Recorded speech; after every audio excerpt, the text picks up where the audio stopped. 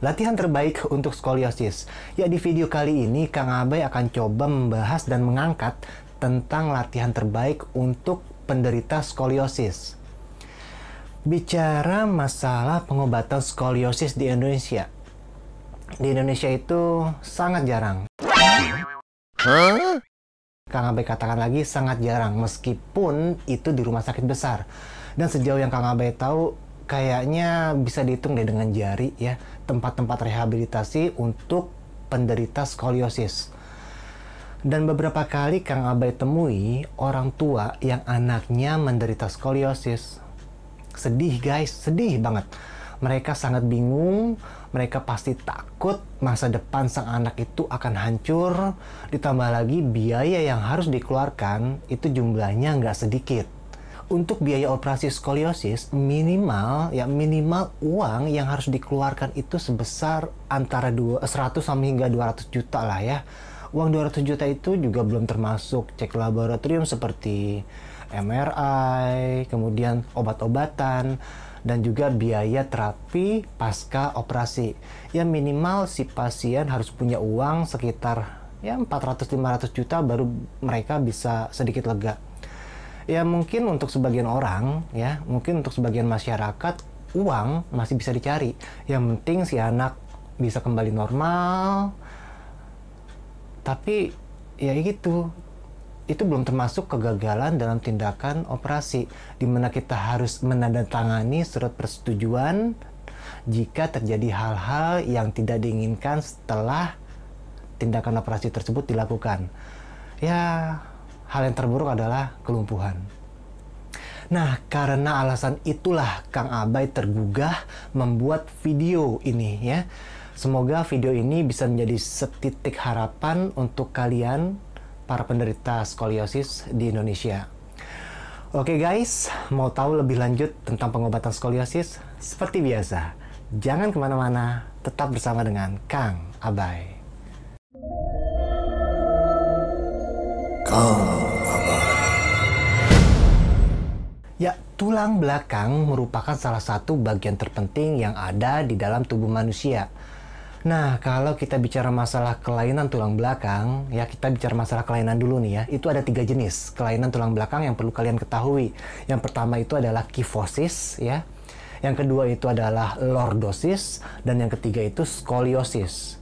Nah, yang pertama, apa sih itu kifosis? Nah, kifosis itu kelainan tulang belakang yang melengkung ke arah depan, ya. Ke arah depan, sehingga seseorang yang mengalami penyakit kifosis terlihat seperti orang yang bungkuk. Nah, kalian bisa lihat gambar yang udah Kang Abai siapkan di samping. Ya seperti itulah ciri-ciri orang yang memiliki kelainan tulang belakang kifosis. Nah, sedangkan lordosis itu adalah kelainan tulang belakang yang melengkung itu ke arah belakang. Nah, kalau misalnya kita lihat terlihat seperti huruf C. Ya. Namun untuk di video kali ini Kang Abai enggak membahas tentang kifosis ataupun lordosis, tapi lebih membahas tentang permasalahan skoliosis. Nah, kalau teman-teman enggak tahu apa itu skoliosis ya, kalau teman-teman masih belum ngerti apa sih yang namanya skoliosis.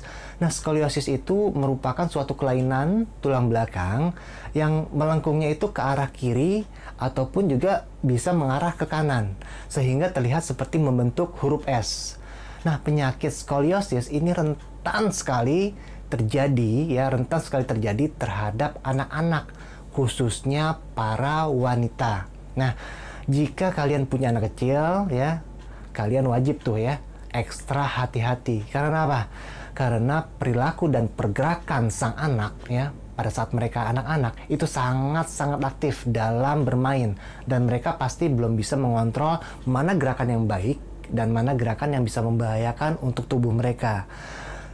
Ya, pastinya mencegah lebih baik daripada mengobati. Oke, kita masuk ke ciri-ciri skoliosis. Ciri-ciri skoliosis.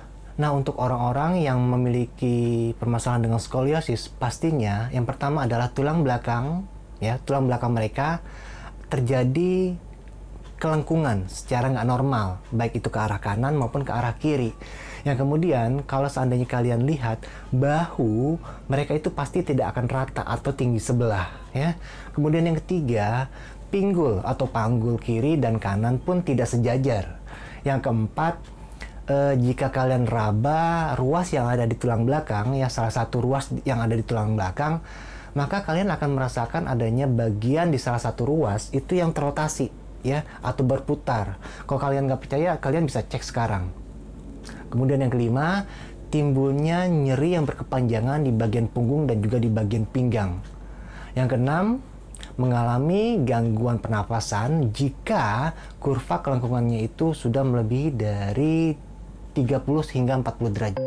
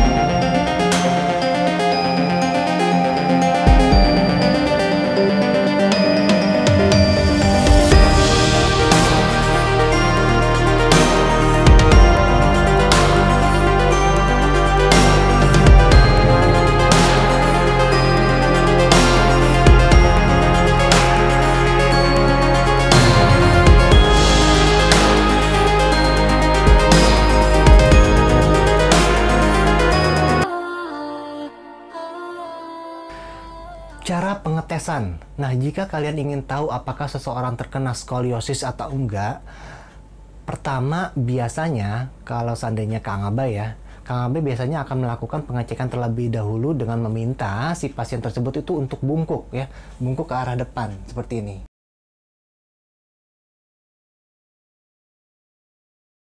Nah, jika seseorang mengalami skoliosis, maka akan terlihat jelas tuh, ya, maka akan terlihat jelas kondisi badan mereka pada saat mereka membungkuk.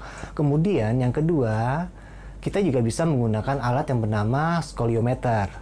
Kemudian yang ketiga, jika kalian konsultasi dengan dokter di rumah sakit besar, biasanya para dokter kemungkinan besar dokter pun akan menyarankan untuk melakukan pengambilan gambar, ya, bisa melalui bisa melalui CT scan, bisa melalui X-ray, kemudian MRI, ya.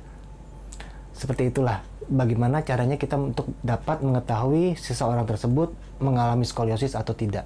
Oke, kita masuk tingkat skoliosis, ya.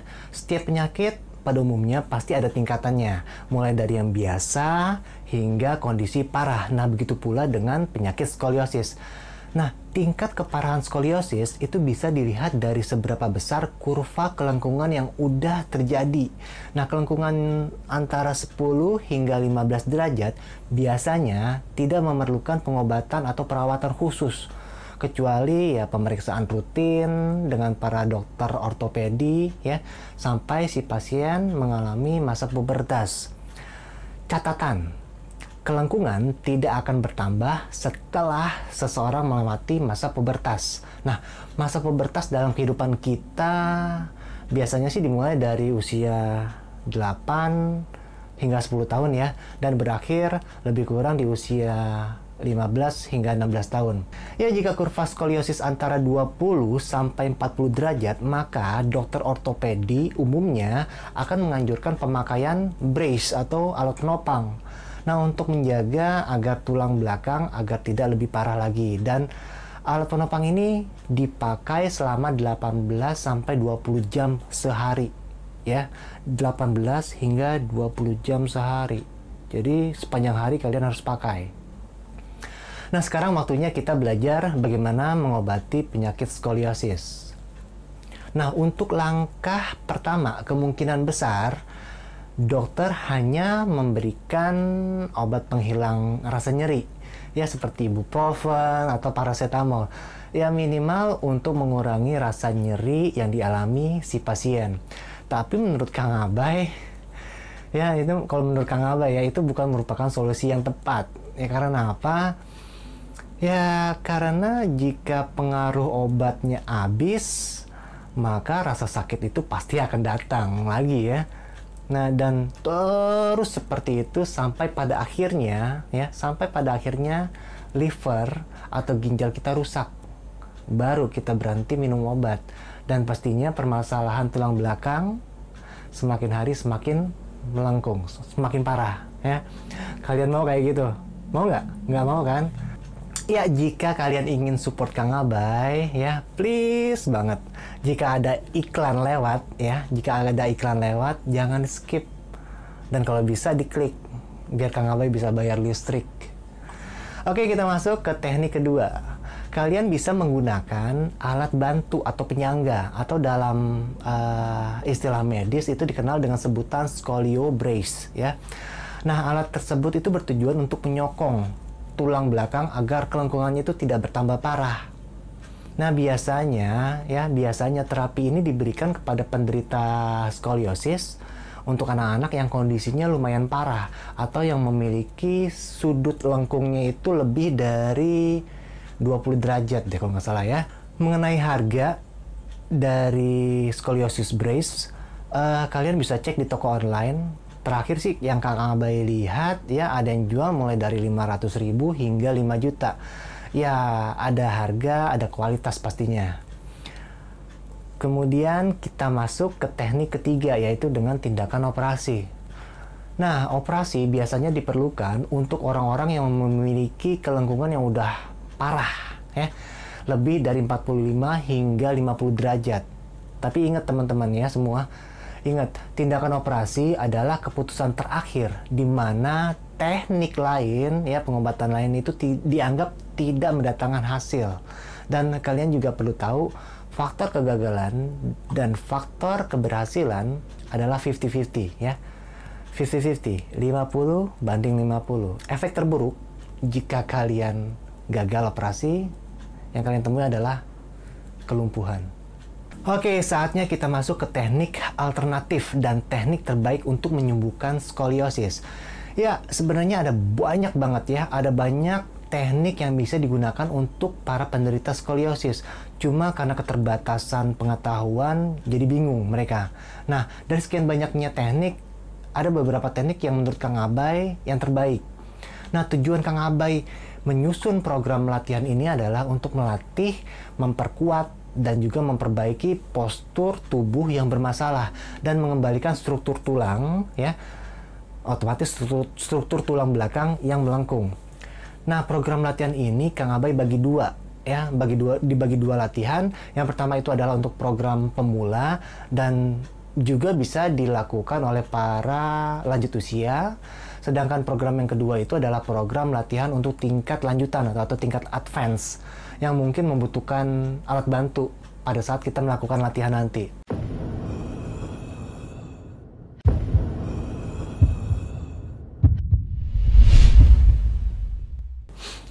Oke, kita masuk ke sesi latihan. Yang pertama, latihan dasar untuk pemula dan juga manula ya. Latihan pertama adalah backbone relief. Nah, untuk latihan ini kalian bisa lakukan di kasur atau juga dengan menggunakan matras ya.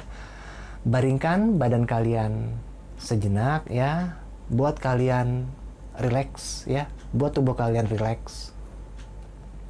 Kemudian kalau seandainya kalian sudah rileks, tarik kedua lutut kalian mengarah ke dada ya dengan bantuan kedua tangan. Oke. Tahan sekitar 5 hingga 7 detik. 1, 2, 3, 4, 5, 6, 7. Oke, kemudian luruskan salah satu kaki kalian dan dekatkan wajah ke arah lutut. Oke. Latihan ini sangat baik untuk melatih bagian pelvic atau daerah sekitar tulang pinggul dan juga otot paha.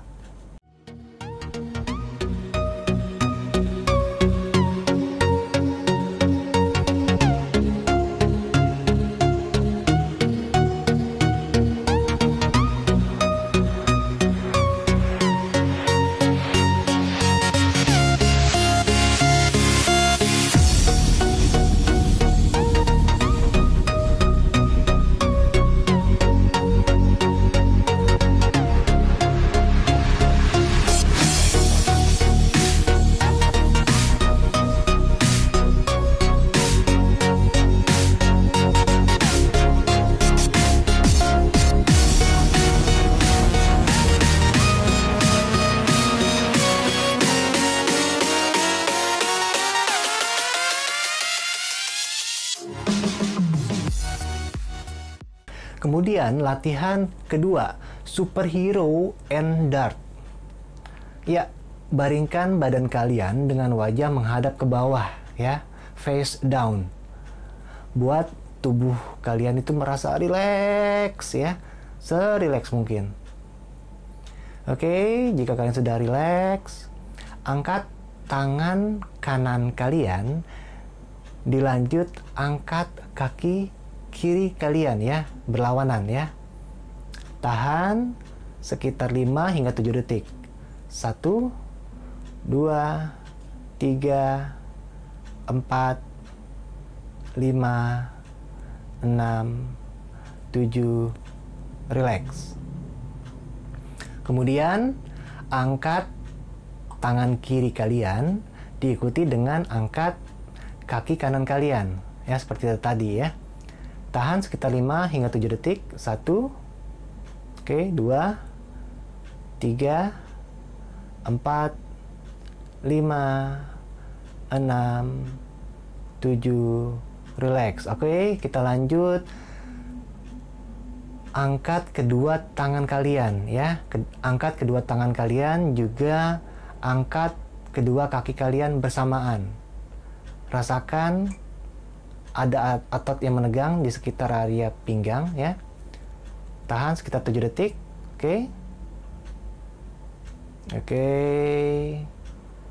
Oke, rilis. Ya, gerakan ini juga sangat baik untuk melatih bagian pelvic dan daerah sekitar pinggul, serta memperbaiki permasalahan yang ada di bagian area lumbar atau di bagian pinggang.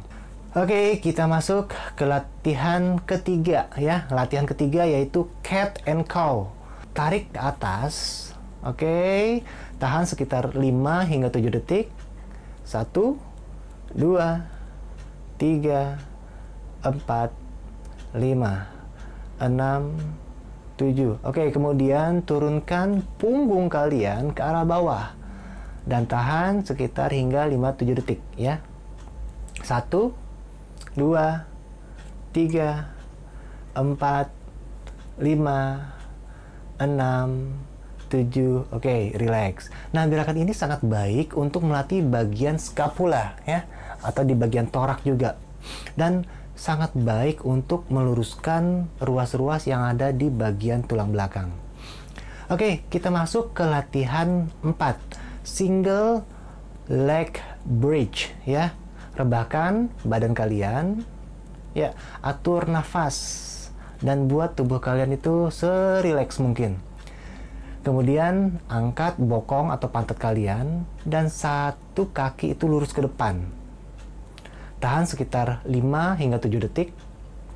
1, 2, 3, 4, 5, 6, 7, relax. Ya, latihan ini juga sangat baik untuk mengembalikan posisi tulang belakang yang bermasalah.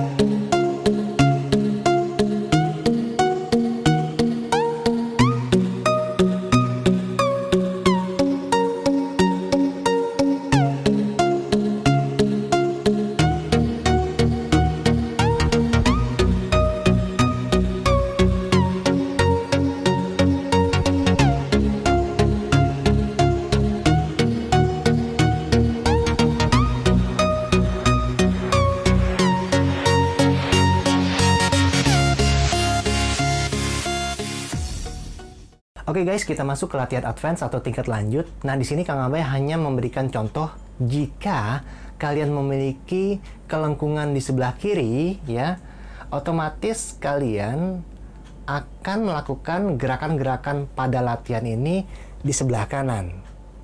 Oke, paham ya? Jika kalian merasakan ada permasalahannya melengkung di sebelah kiri, otomatis kalian harus melakukan latihan di sebelah kanan. Oke, kita masuk ke latihan pertama. Foam roller towel stretch. Nah, untuk latihan ini kalian bisa menggunakan handuk yang digulung-gulung ya, atau bisa juga menggunakan paralon sebesar 4 inci ya. Jika kalian memiliki kelengkungan di sebelah kiri ya, otomatis kalian akan melakukan gerakan-gerakan pada latihan ini di sebelah kanan.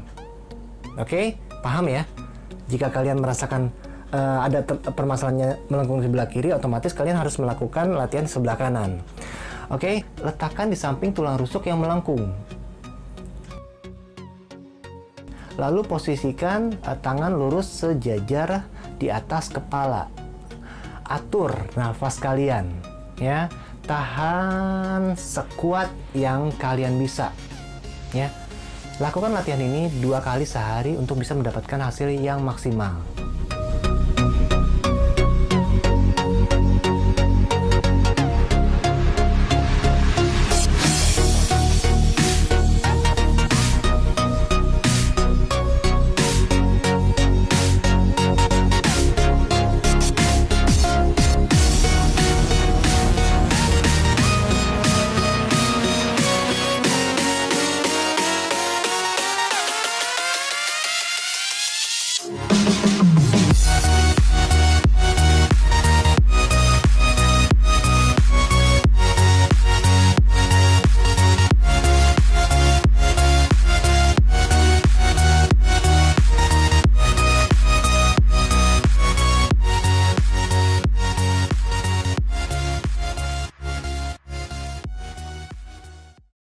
Kita masuk ke latihan kedua, yaitu plank pelvic tilt. Nah, kalian berbaring di lantai ya dengan menggunakan matras dengan posisi tangan membentuk siku-siku. Oke. Angkat tubuh kalian ke atas dengan kondisi lutut masih menempel di lantai sebagai penahan. Kemudian kencangkan ya perut serta bokong kalian seperti orang tiup, dan tahan, ya tahan sekuat yang kalian bisa. Oke, latihan ini akan sangat baik ya untuk melatih permasalahan yang ada di bagian perut karena sangat mampu untuk memperbaiki struktur yang ada di tulang belakang juga. Untuk mendapatkan ketegangan yang maksimal, kalian bisa angkat lutut kalian yang tadi kalian sandarkan di lantai, itu kalian angkat ya. Jadi lutut nggak menempel. Kemudian tahan sekuat yang kalian bisa. Nah, latihan ini sangat bagus ya, sangat bagus Kang Abi bilang. Sangat bagus itu untuk otot perut dan juga bokong. Dan juga akan memperbaiki struktur di bagian lumbar dan pinggang. Otomatis kalian juga akan merasakan ketegangan yang teramat sangat di bagian perut dan juga di bagian belakang. Oke, kita masuk ke latihan ketiga, sit overhead spine. Ya, alat yang dibutuhkan adalah bola atau alat pemberat. Tapi kalau seandainya kalian nggak punya juga nggak apa-apa ya, dengan menggunakan tangan kosong. Nah, pegang bola atau pemberat kalian itu di atas kepala.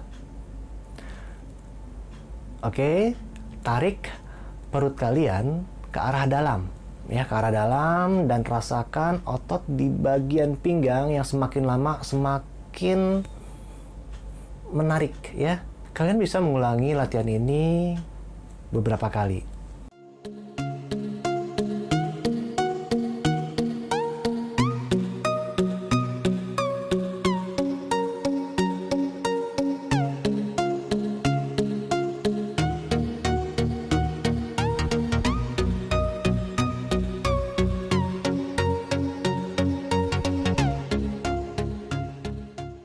Latihan keempat, quadruped single arm raise. Kita ambil posisi seperti merangkak ya, seperti merangkak dengan jarak antara kedua tangan selebar bahu ya, nggak usah lebar-lebar, dan juga menapak rata pada lantai.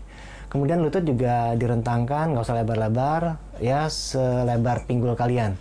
Kemudian angkat tangan sebelah kanan dan kaki sebelah kiri. Jaga keseimbangan ya, jaga keseimbangan, jangan sampai jatuh, kemudian tahan. 1, 2, 3, 4, 5, 6, 7. Oke, relax. Nah, lakukan latihan ini secara bergantian ya. Nah, latihan ini sangat berguna untuk melatih otot dan tulang belakang menjadi simetris, menjadi lurus ya. Otomatis pasti akan ada rasa ketegangan. No pain, no gain. Oke?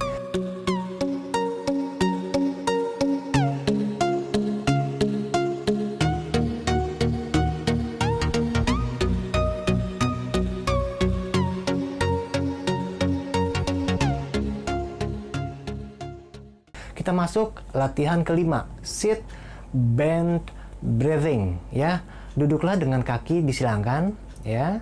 Kemudian kalian bisa menggunakan gesper atau sarung ya untuk dililitkan di bagian tulang iga.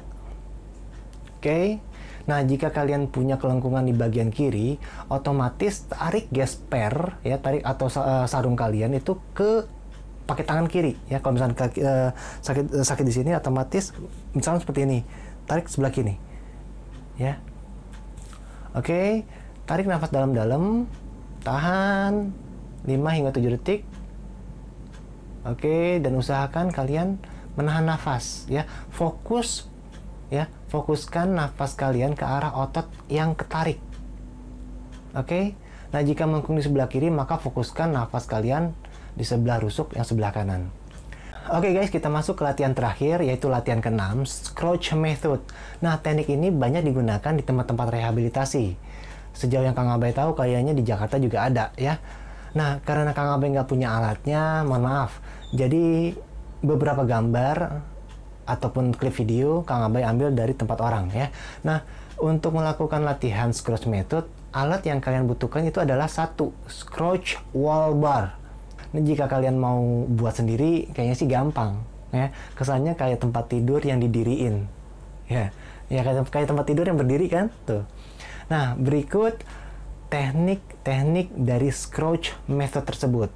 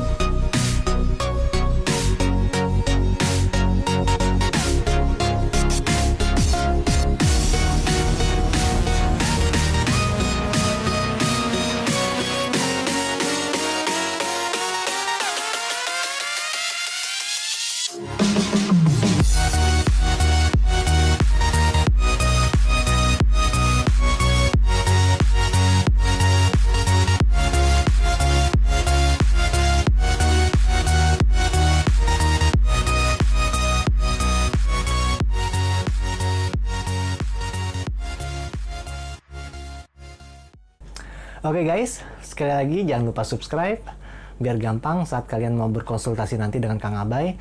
Dan please mohon banget dibantu share video ini ke Facebook ataupun ke WhatsApp ataupun ke Line ataupun ke BBM ya. Karena Kang Abai yakin pasti banyak banget orang-orang di sekitar kita yang punya permasalahan dengan skoliosis. Mungkin tetangga, mungkin saudara, mungkin adik, mungkin kakak, mungkin kita sendiri yang merasakan ya. Dan itu akan sangat-sangat membantu buat kita semua agar kita bisa terbebas dari permasalahan yang kita alami saat ini. Dan seperti biasa, Kang Abai selalu mengucapkan, sebarkanlah ilmu meskipun hanya satu ayat. Wabillahi taufiq wal hidayah. Assalamualaikum warahmatullahi wabarakatuh. Salam.